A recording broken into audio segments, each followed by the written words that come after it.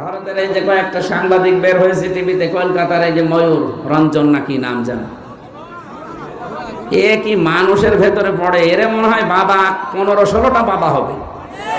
তাছাড়া এত খারাপ সন্তান তো দুনিয়া জন্ম দেওয়ার কথা না।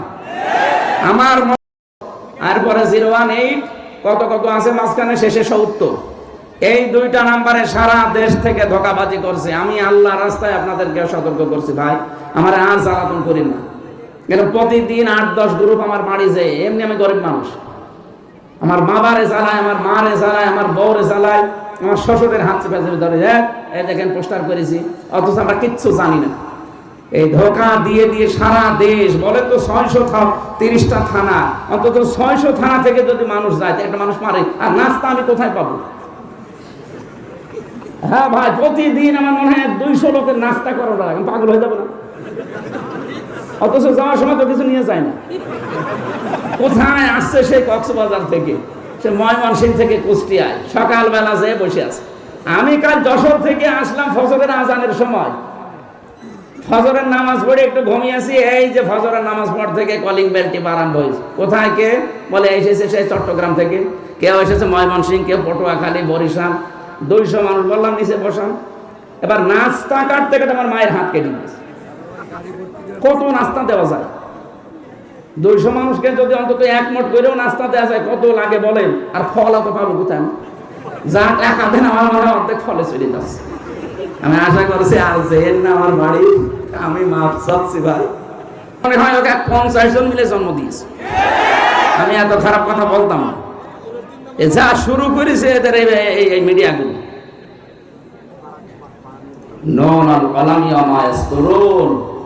আল্লাহ তাআলা বলে সাবধান, আমি কিন্তু কলমের কসম করলাম, এবং কলম দিয়ে মানুষ যা লেখে এইটারও কসম দিলাম।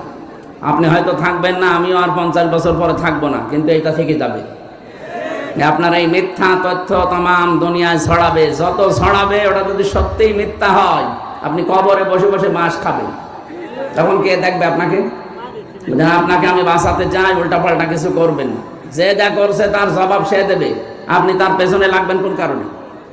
এই জন্য আমার সময় দিন, আমার উপর আর জুলুম করবেন না। আজকে 3টা নিয়েছেন আপনারা জোর করি, কিন্তু একটাই পারি না। আমার যে শরীরের কন্ডিশন দেখতে পাচ্ছেন না, 3 বছর ওরা কি খাওয়িয়েছে আপনি জানেন?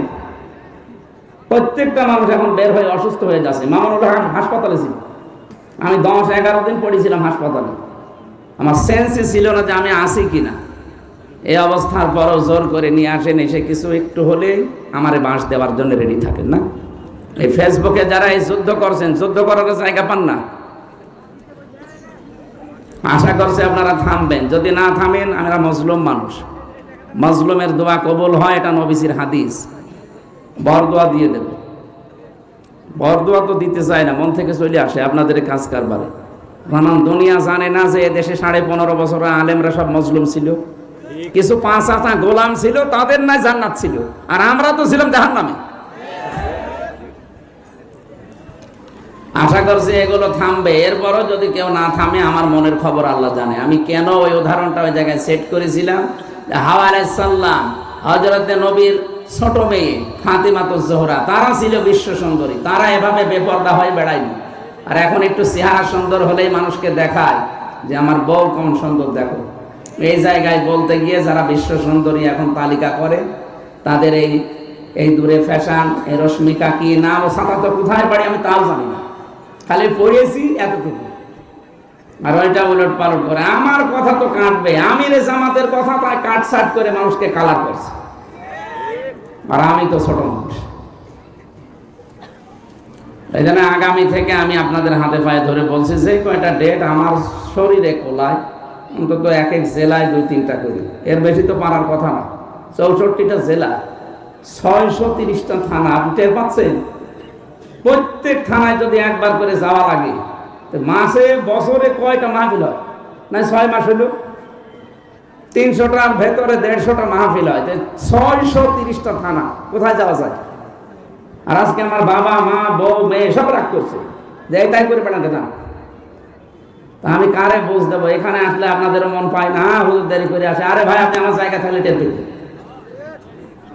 ম্যাডামকে সময় দেবো, সে 10 মিনিট সময় নেই, বলে জানা এটাই করে বেড়াতে যান, আপনার সংসার করা লাগবে। আপনাদের কারণে আমার সংসার নষ্ট হয়ে যাচ্ছে। আমার মা বাবা আজকে গরম দিচ্ছে, এই, কি করো কি বলবো তাদের, বলেন? আমি কি দেড় নিতে চাই? ওই মৌলানা হোসাইনকে মানুষ পাগল করে ফেলে।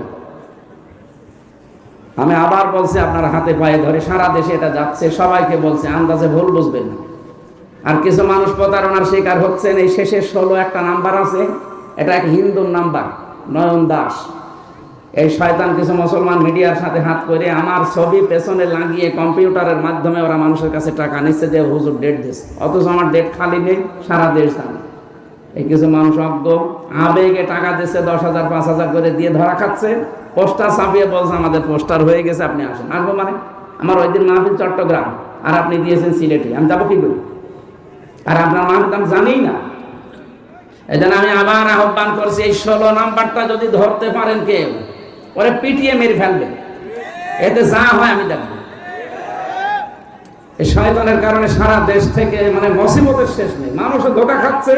এই যে এতগুলো মানুষ এখন যদি ধোঁকা খেত, আমরা যদি দাওয়াত না দিতে বলতো 16 নাম্বার প্রতারকের কাছে, আর 70, এই দুইটা, এটা রবি নাম্বার, শেষের 16 একটা, শেষের 70 একটা। এরা বিভিন্ন জায়গা থেকে কম্পিউটারে খুব পারদর্শী, বিভিন্ন জায়গায় আমার ছবি এখানে পেছনে লাগিয়ে বসে মুখ নড়াচ্ছে। এত চালাকের আর এত এত এক্সপার্ট, কত প্রশাসনকে দিলাম যে ভাই ধরে দিন, না, কেউ পারছে না। এখন আমি কি করব? কালকেও মাহফিলে চট্টগ্রামে ধোঁকা দিয়েছে মানুষকে, সেখানে বলে 1.5-2 লাখ মানুষ বছর হুজুর দাওয়াত নিয়ে আসে না, অথচ আমি জানিই না ওই 16 নম্বরে ধোঁকা খেয়েছে। এই ময়মনসিংহ সেদিন ধোঁকা খেয়েছে, সিরাজগঞ্জ গোল চত্বরে ধোঁকা খেয়েছে, কিচ্ছু জানি না। এরা আন্দাজে মানুষ জমা করছে, আর নাম শুনলে তো 1-1.5 লাখ মানুষ হয়ে যায়। এটা বারবার সরাতে পারো না। মিডিয়ার গুলো কি করে কেরা, নাকি এরা ওর সাথে জড়িত আছে? না না, এর থাকতে পারে না, না ধরতে পারো না, কি করো কি? গ্রুপ গ্রুপ চালা, একে গ্রুপে দেওয়া যায় না যে 16 নাম্বারে 70 নাম্বারে কেউ ধোকা খাবেন না। এইগুলো ছড়াতে পারো, রাশমিকার নাম মুখ দিয়ে একবার বের হলে সেটা ছড়াতে পারো, আর এটা শোনো না।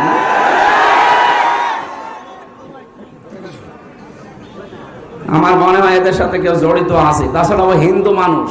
প্রশাসনকে একবার দিলাম কুষ্টিয়া সদর থানায়, উনি মোবাইল চেক করে এই নাম্বারটা, ওদের যে কায়দা আছে গোয়েন্দা বিভাগে, বলছে এটা নয়ন দাস বলে একজন, ওর বাড়ি হচ্ছে কুমিল্লা। ধরা যাচ্ছে না, কি করব আমি? কাউকে একটা টাকাও দেবেন না আমার নামে, একটা টাকা না, 4 আনা পয়সাও দেবেন না। আমার বাবাও যদি বলে যে আমার বাবা কথা বলছে, না, আমি টাকা পয়সা নেই না আগে থেকে, আপনি যা আসার পরে দেবেন, এইটাই যথেষ্ট। যদি না দিয়ে বলেন যে আমার অসুবিধা, আমাদের দেওয়ার ক্ষমতা নেই, বলবেন চলে যান, খালি ভাড়াটা দিয়ে।